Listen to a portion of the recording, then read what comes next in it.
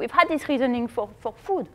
But let's think a bit about other reasons, forget that we're talking about physical work capacity.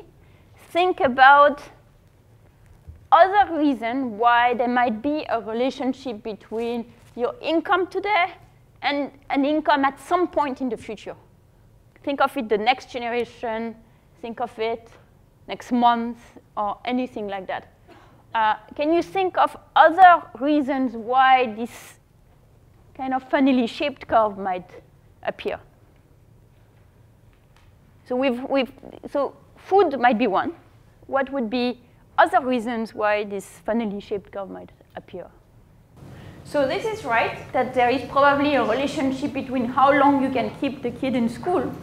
Say because if there are school fees, you might or might not be able to afford them, or there might also be an opportunity cost for the child to be in school, like the Paxoling son couldn't afford to be in school because he had to work. So that creates, I think it's not very controversial to say there might be a relationship between your income today and how long your kid will stay in school. And then there is probably a relationship between how long your kids can stay in school and their income, which will create a relationship between your income today and the income of the child. So that creates a relationship of a form or another. But what would be necessary for this relationship to have this S shape? So what you have explained, I think, and I think most people would agree, though we can ask around, but I think what you have explained clearly is that we might expect through education a relationship between income today and income of the children.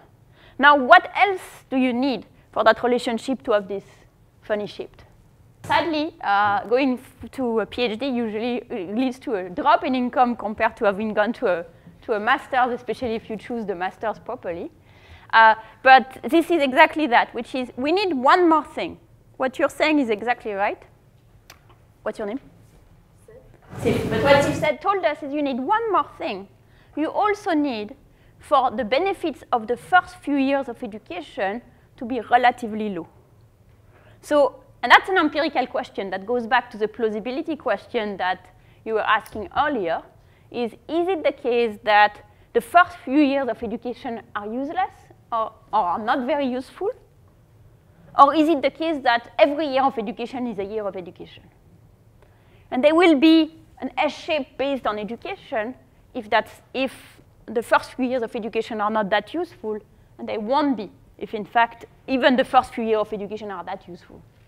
I'm not going to answer this question now, but we are going to answer it in due course, whether or not this is the case. You see that this is not something that we can just think of it in the abstract. We sort of have to find out. There could be reasons the other way. You could feel, for example, that the first year of education is amazingly useful because this is when you learn to read. And once you know how to read, who cares about all of these things that I'm trying to teach you? Because you can teach yourself everything you need to know. Or you could think that education is not useful unless you have a secondary degree because that's what opens the door to you for various formal jobs. You think that the first few years of education are really useful, so there would be a relationship between income today and income of my children, but it wouldn't have this shape, if that is the case.